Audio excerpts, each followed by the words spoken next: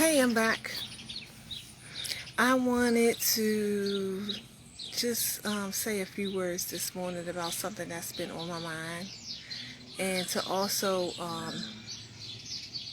let you guys know about this interview that Umar just did. Umar Johnson. Hey, Haki. Hey, Mr. Hey, Mr. I'm trying to pronounce these words. Y'all be coming up with all these aliases on Instagram, and I have never really know who I'm talking to on the other end. But nevertheless, greetings, family. I wanted to mention Umar Johnson. He just did an interview on the Breakfast Club the other day. I believe it was the day before yesterday. Powerful, powerful information, family. I highly recommend everybody, every last one of us need to check that interview out. He was dropping some heavy loads on us, and I know there's a lot of us, a lot of you out there who may not particularly care for the brother for your reasons. I think the whole school scenario got a lot of us worked up to where, he was raising money for the school, and school hadn't been open yet, and you know what I'm saying? And so, people, got half of the circle saying he's a scammer, and the other half, by his side and bigging him up. And, I don't like to get involved in those kind of back and forths as it relates to us, unless, first of all, I have some concrete evidence to prove what it is I'm talking about, especially as it relates to other people. And second of all, I ain't big on us tearing each other down in the public sphere anyways. You know what I'm saying? Whatever the case may be. If this is something that needs to be addressed and dealt with, then we need to do that in a civilized manner, and and pull them up in a private sphere. Because I see that when we do that and we make a habit of doing that, that causes even more division between us, and it divides the people. You got people in one, the Umar camp, and people in the non-Umar camp, and all those divisions don't help. So, to that, I'll say, however you may feel about the brother as it relates to those kind of things, or some of the things he say, or you may not get with. He's been consistent in getting us the information and getting us the knowledge in arenas that most of us don't have a clue about. So my dad used to say, if a dog bring you the information, thank the dog. Thank the dog. If an enemy pulls you up on some game that you didn't know before, well, acknowledge that enemy for pulling you up on game. So again, beyond emotionalism, getting past all of how we feel about things into the logic and the analytical aspect of what they bring into the table. So anyway, I say all that to say, go check out that interview. It was some powerful information Brother Umar dropped. And what I liked most of all about that interview was he's guiding folks in a different direction altogether as it relates to where I think we need to be going in this society, as opposed to around and around in a circle.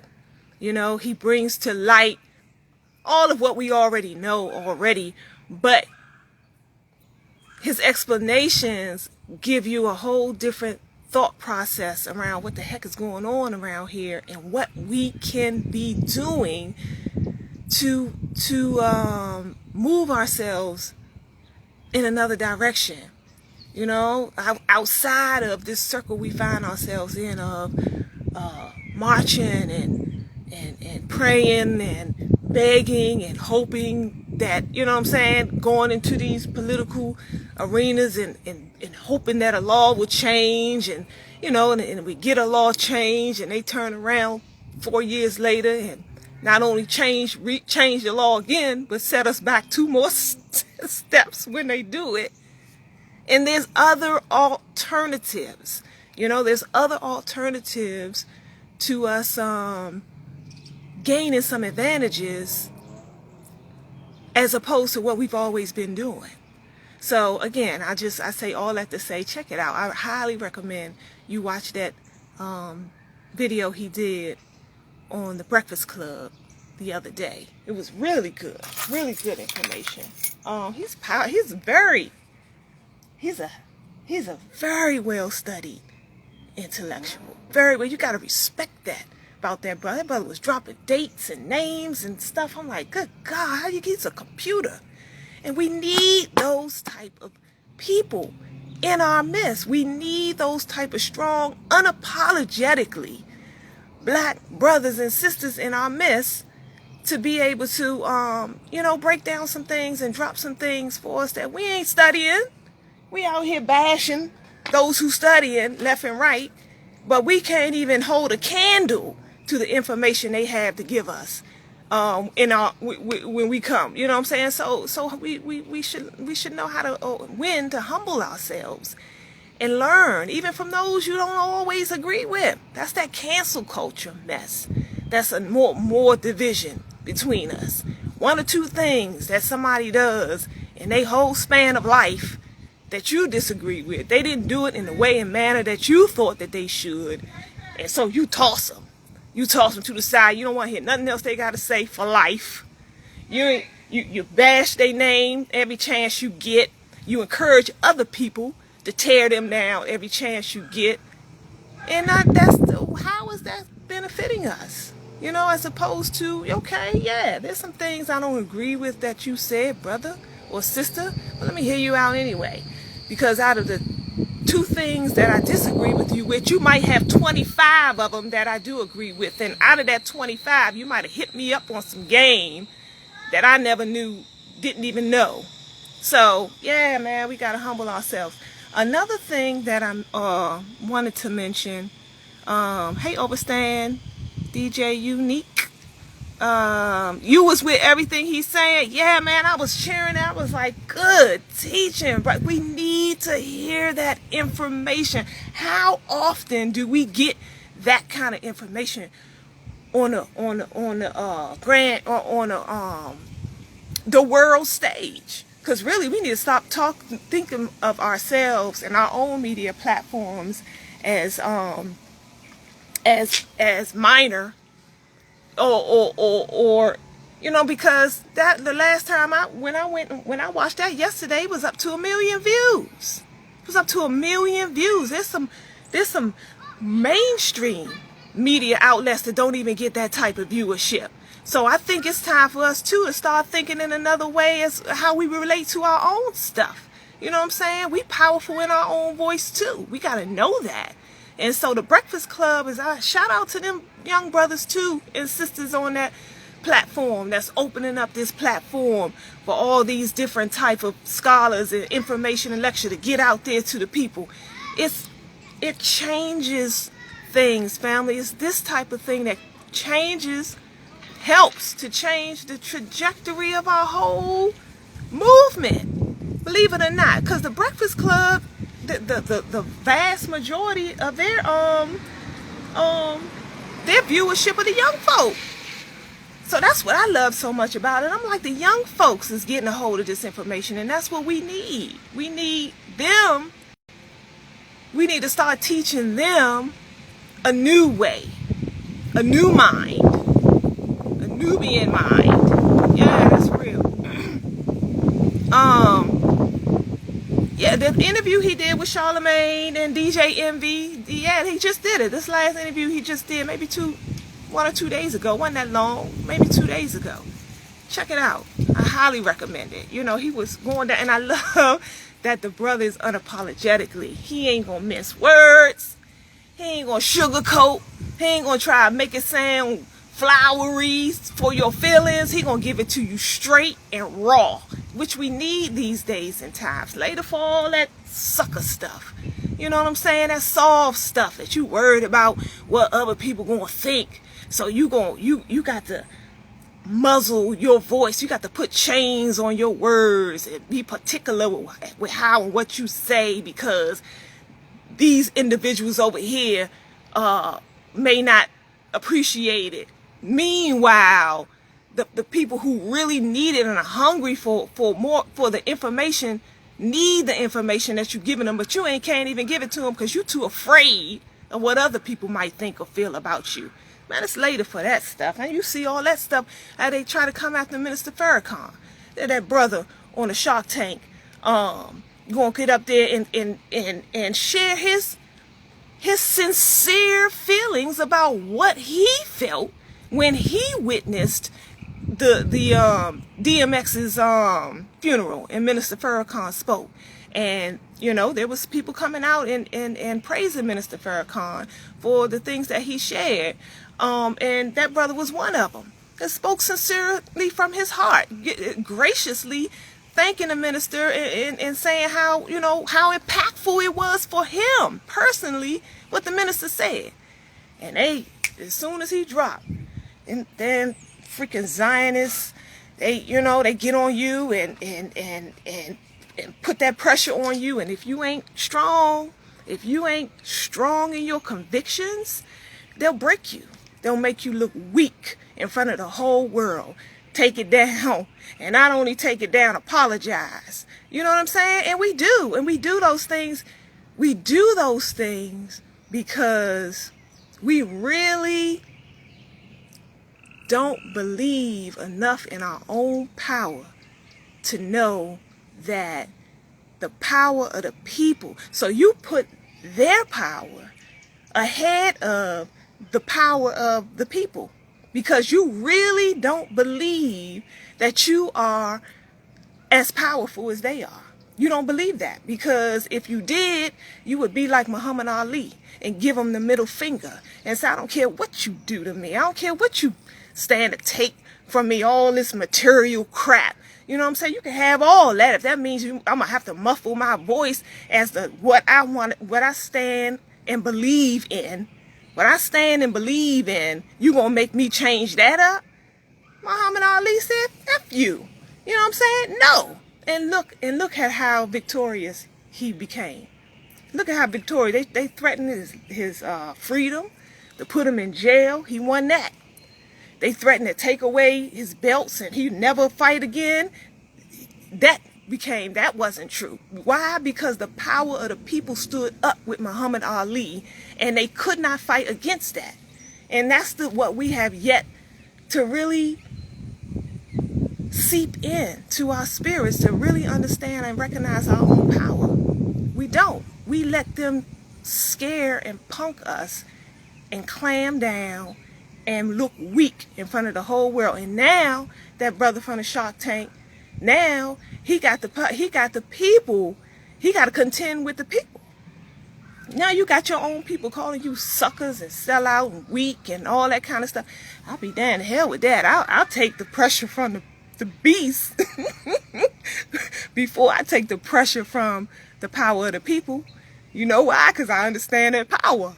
You know what I'm saying? I understand their power. So we gotta be strong out here and stop being so afraid of these people. They breathe air and put on their pants the same way we do. The hell with them. So yeah. Oh, and another other thing I wanted to mention, and I'm gonna let y'all go, was earlier today I had posted a meme on my Facebook page. And actually relating to what I was just saying. Minister Farrakhan quote, and he said something along the lines of, every time, and I'm paraphrasing, every time, what did he say? Something about it. You stand up against the white man or something like that, he shuts you down. I can't think of what it says. So basically, he was just basically saying that we go with whatever the white man tell us. So if the white man say that this person is our enemy, then they become our enemy. So if the person said, if the Europeans say don't listen to Minister Farrakhan because he's a hater and he's a anti-Semite, whatever that means, then we believe that. We believe that and we go with that. Not all of us, it's not, I'm not saying all of us, but a large swath of our community will go with that because we go with the beast. And he was saying that's a cowardly approach to take. And a sister jumped on and said, all he do is talk. All he do is talk. He need to do more than talk. He need to do some work. And I was like, first of all, let me ask before I respond to that. Are you referring to Minister Farrakhan? Are you referring to Minister Farrakhan? All he do is talk. So of course she never replied. But that got me to thinking. I'm like, you know what? We really don't have respect for people's purposes that don't match our own, or that we're not included in, or maybe we don't even know our own purpose or mission on this earth. And so when we don't even respect other people's. So I'm like, are you asking a 80-something-year-old man to go pick up a shovel? An 80-something-year-old man who has been gifted with a voice that is capable of reaching black people all over the world and helping change their lives for the better all over the world. You know how many people that man inspires, and have people that have been down in the dumps, talking to some of your brothers and sisters who ain't nothing, who've been alcoholics and drug addicts and robbers and thieves, that they listen to that man enough and they're able to change their whole life around. And they give him, that's why he got so many people who hang on his every word and who follow him religiously and who really see him as their father. Because he has been able to do this for people all over the world. And you telling a man like that all he do is talk? I mean, we sick out here. We really sick out here. How do you expect any movement to take place, a large majority of people to move in a similar direction at the same time? How does that happen without somebody talking? Help me out. Help me out. So you're saying just do some work. Stop talking and do some work. How are we expect people to do work when they don't even know what the heck kind of work they supposed to be doing, what they doing it for, what's the end result or the work going to look like, where they supposed to start doing this work, where they supposed to meet up, we supposed to meet up and do what? So it's like, we have such tunnel vision when it relates to things like this.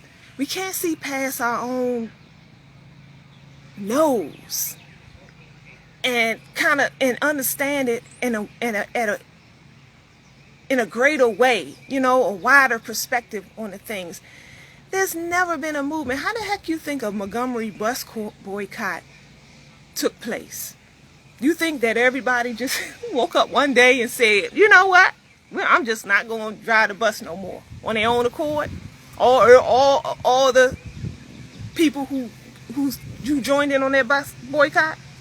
Or was there people out front explaining to them in the churches or on the street corners or up on the billboards and pamphlets through radio programs and talking to the public and letting the public know what's going on and what we need to do and how we're going to organize this thing and how we're going to make it work?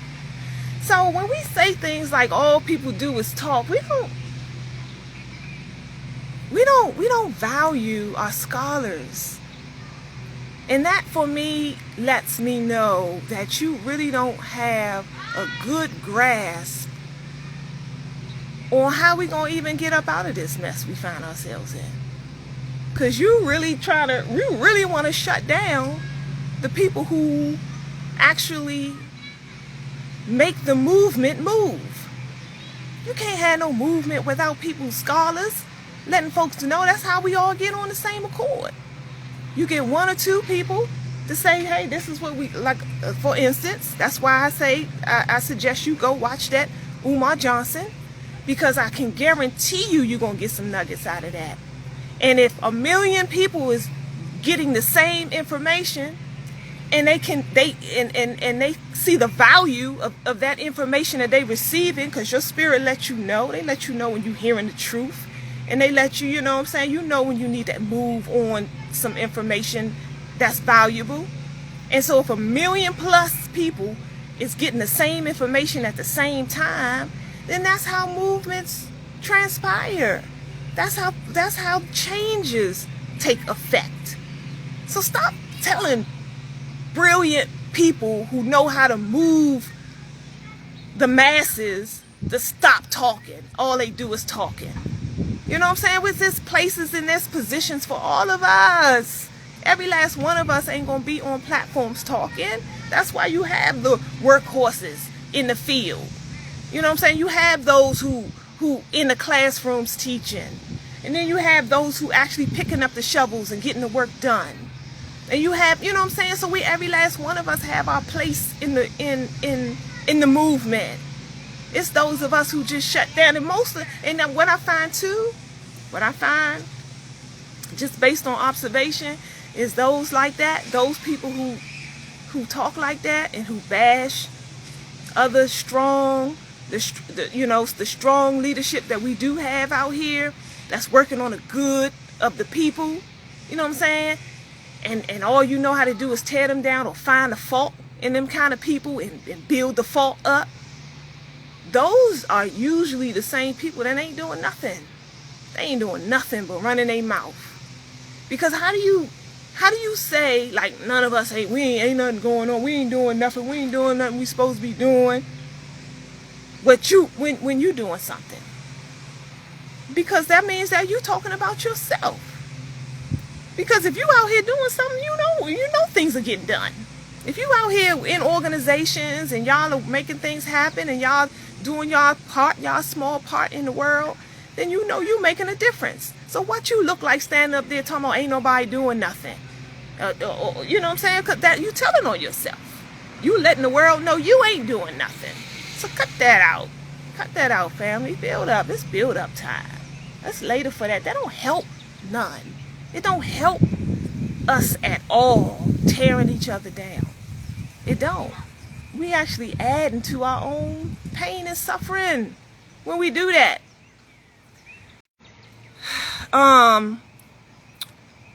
RH said, you got one right here. He has changed my life with his words of wisdom. Yes, and me too. You know, and that's the thing we don't. We see, we so individualized that we look at an individual, and if they're not living out their life or feeling or thinking or acting or behaving in the same manner that we are, then we gotta hate them, or they gotta be a problem for us. You know what I'm saying? Without just accepting, okay, you know, like for instance, I just posted here on Instagram a quote from Oprah Winfrey. I'm not a huge Oprah Winfrey fan. I don't tune into Oprah Winfrey shows and all that kind of stuff because my mind's in a different place these days. You know what I'm saying? But that's my sister. That's my sister. And do I agree with everything she say? Hell no. I don't agree with everything she say. To me, Oprah is a what's the word I'm looking for? Integrationist. You know, and I understand why. You know, and that's why I don't hate her, because I understand that type of mindset. That's not where I am. I'm a Pan-Africanist, And I believe that we need to get away from, you know, everybody else to be able to heal ourselves properly and to be able to shine the way we supposed to shine. And we can't do that up under another rulership. So me and Oprah don't see eye to eye when it comes to that stuff like that. But she be talking some good stuff every now and again. So I tune in, and if she talking some good stuff, then I'm going to share. I'm willing to share. So that's what I mean by, instead of canceling out our people altogether because there's some things about them that you don't rock with, you know, pick and choose what you can benefit from, what you can pull from, and use that, and leave the rest. So, you know, she's out there healing. There's some people that tune into her. Look at this. Look what I got to contend with. Look at, y'all see the lizards? Damn, they ran off that quick. Daggone lizards. 2 of them. They just come on out like they... Anyway. I just want to show y'all that I got lizards all around me. Lizards need love too. So anyway, I was just rambling. But yeah, hey Thomas, how's it going down in California? Overstand, exactly, right. Work being put in, everyone or anyone collectively contributes to the whole. Absolutely, everything functions. We got a head, we got fingers, we got toes, we got legs, and they all have a certain different function on the body, but we need them all in order to function properly. And that's the same way with us. So, you know, we can't be canceling out a large swath of especially the people who have the magnitude. They have the magnitude to move the people. And so yeah, you know, and I know there's some out there that's all for themselves, but Brother Umar been consistent even throughout all the drama around the school and all that stuff. He's still out there pushing. He's still out there pushing the school, and he's still out there, you know, looking to get it open. He didn't abandon that mission. Now, like he was saying on the Breakfast Club, now if enough of us who chastise him is we willing to help, well, okay, it look like this brother needs some help in some areas. Let me assist him in them areas that I'm strong at, where he looks a little, you know, not to be as strong as me in those areas.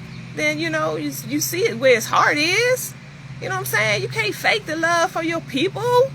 You can't fake that. That man was putting his whole everything on the line to help his people. He helped parents out there who having issues with their children in school as it relates to all these medications and stuff they trying to put them on. And you know what I'm saying? He takes all these youngins out to HBCUs, and he traveling around the world and educating people on what the hell is going on in America.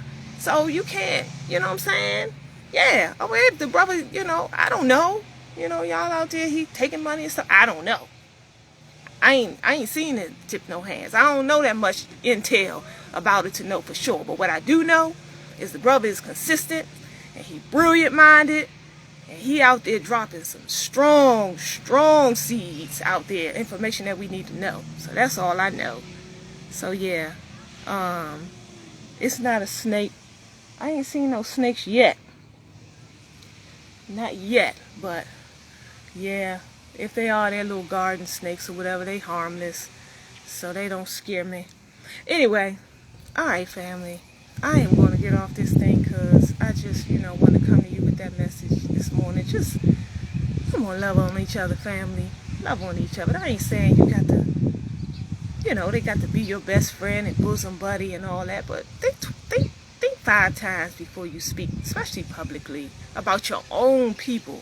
You know, that's been ingrained in us, this whole tear down concept. We don't realize, you know, a lot of the people in the conscious community, we don't realize how much we add to our own destruction. We really, you know what I'm saying, think we just, you know, out there, you know, making a difference, when we really, you know, are hurting our own advances. When we out there, every chance we get, we looking for another brother or sister to tear down in our own community because they did something or said something that we don't rock with. It's not healthy. It's not helping. It's actually hurting us. So we need to be, we need to change our mind state up. We need to change up how we think. Yeah. All right, family, because I understand when we do, we're in a whole different place. We're in a whole different place. Once we change our minds, then our whole lives follow. You know, the external follow. So then we're in a better place. We're in a more healthy place. We're in a more peaceful place. You know what I'm saying? Our power grows. Our unity gets stronger. You know, all those wonderful things. You know, so yeah, man, just let's just think 5 times before we speak. And check out that interview with Dr. Umar Johnson on the Breakfast Club the other day. Check it out. All right, take care of each other out there. Peace.